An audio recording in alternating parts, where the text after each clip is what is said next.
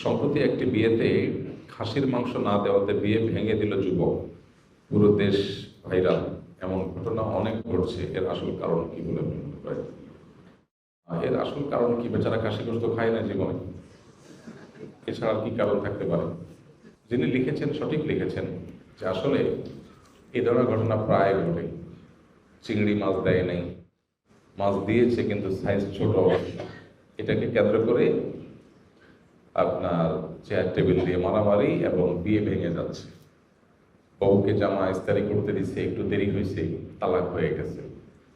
হ্যাঁ, পান থেকে চুন খসছে, বন্ধু বন্ধুকে মেরে ফেলেছে। এই যে অবস্থা, এটা এমন ভয়াবহ আকার ধারণ করছে যে প্রতিনিয়ত এই ধরনের ঘটনা ঘটছে। আমরা অনেক বেশি ক্রেজি হয়ে উঠছি। আমরা মনে করি আমরা দিন দিন সভ্য হয়ে উঠছি, শিক্ষিত হয়ে উঠছি। সভ্যতা এবং শিক্ষিত হওয়ার সবচেয়ে বড় প্যারামিটার হলো আমাদের ঈমান এবং আমল বাড়ছে কি বাড়ে না সে বিষয়টা। কারোর মধ্যে ঈমান এবং আমল তাকওয়া যদি কারোর মধ্যে মজবুত হয়, তাহলে সে সবচেয়ে বেশি অগ্রসর, সে উন্নত, সেই ডেভেলপড এবং সেই মূলত সভ্য। আর এটার যদি ঘাটতি থাকে তাহলে আমরা বাহ্যিকভাবে ফিটফাট হতে পারি, কিন্তু ভেতরটা পুরোটাই সদরঘাট হবে। উপর দিয়ে মনে হবে আমরা সাহেব সাহেব ভাব চলে আসছে, কিন্তু এরকম খাসি কম হইলে তখন বোঝা যাবে। তো আজকের এই পৃথিবী আল্লাহ বিমুখতা, ঈমানহীনতা, তাকওয়াহীনতার যে এক ভয়াবহ রূপ আমাদের সমাজে দিন দিন দিন দিন দিন দিন বেড়ে চলেছে।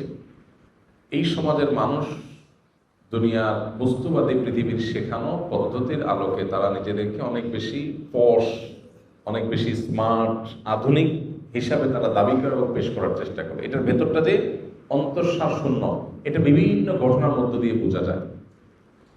যে যুবক এটা করেছে তিনি হয়তো শিক্ষা বঞ্চিত মানুষ, হয়তো তার কথা ভিন্ন, কিন্তু অল ওভার আমরা যদি দেখি মানুষ অনেক বেশি ক্রেজি হয়ে যাচ্ছে দিন দিন। এমনি হাসবে, আপনি দেখবেন বিদেশিদেরকে, বিভিন্ন দেশের মানুষজন, সব দেশের না, বিভিন্ন দেশের মানুষজনকে দেখবেন যে মুস্কি হাসি ছাড়া কোনো কথা নাই, বার্তা নাই, কত ম্যানার্স তাদের, কত ভদ্রতা, তাই না? কিন্তু তাদের ট্যাক্সের টাকায় ফিলিস্তিনের বোম মেরে মানুষ মেরে শেষ করে ফেলতেছে, সেটাও তারা মুস্কি হেসে দিচ্ছে। তাহলে সভ্যতার ভেতরের রূপটা অত্যন্ত ভয়াবহ।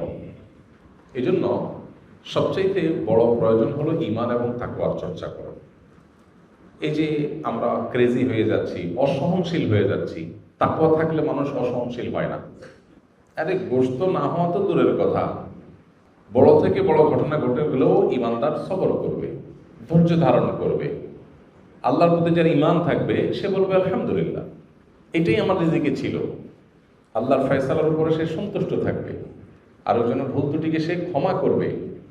আল্লাহ তাআলা কোরআনে কারিমে পরিষ্কারভাবে বলেছেন, নেককার মুত্তাকিদের একটা সিফাত হলো ওয়াল আফিনা আনিন নাস, তারা মানুষকে ক্ষমা করে। ঠিক আছে, এরা না হয় ছোট লোকই করেছে, না হয় তাদের একটু অসুবিধাই হয়েছে, আমি ক্ষমা করি।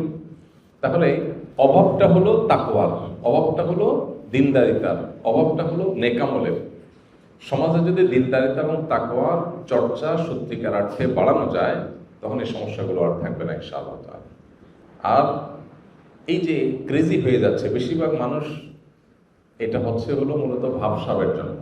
আজকের দুনিয়া আমাদের মধ্যে অসুস্থ কম্পিটিশন তৈরি করে দিয়েছে, যেমন আমাকে অমুকের মতো হতে হবে, তমুকের মতো হতে হবে। যুবক এই কাণ্ড ঘটাইছে যে যা দেখেন তার ইগোতে লাগছে যে জীবনে বিয়ে একবার করতে আসছি, বন্ধু বান্ধব নিয়ে আসছি, এত কম গোশত দিছে, অথবা খাসি গোশত দেয়ই নাই, শুধু ফার্ম মুরগি খাওয়াই দিছে, মান ইজ্জত কি থাকবে আমার? বন্ধুদের সাথে মুখ দেখাবো কিভাবে? মানে বন্ধুদের কাছে মুখ দেখা, এটা ভাবসাবের কথা। ঠিক আছে, আমার মুখটা একটু ছোটই থাকলো, ঠিক আছে ভাই, তোদের বিয়েতে খাসি দিচ্ছে, মদ দিচ্ছে, অনেক কিছু দিচ্ছে, আমার বিয়েতে শুধু ফার্মল দিচ্ছে, তো সমস্যা কি? আমার শ্বশুরের লোকজন গরিব, কিন্তু না, গরিব হোক, ফুটানিটা থাকতে হবে পুরোপুরি। গরিব হোক এটা নিয়ে আপত্তি নেই, ফুটানি থাকতে হবে পুরোপুরি। এটা ঈমানদারের সিফত না, এটা হলো 2 নম্বরই। বাইরে ফিটফাট, ভেতরে সতর্কা। কেন? আমার যা আছে তা, মানুষের কাছে আমার ভাবসাব ধরতে হবে কেন? তো ঈমান এবং তাকওয়ার চর্চা এটি না থাকার কারণে এই অবস্থাগুলো তৈরি হয়েছে। আল্লাহ তাআলা আমাদের সবাইকে হেদায়েত দান করুন।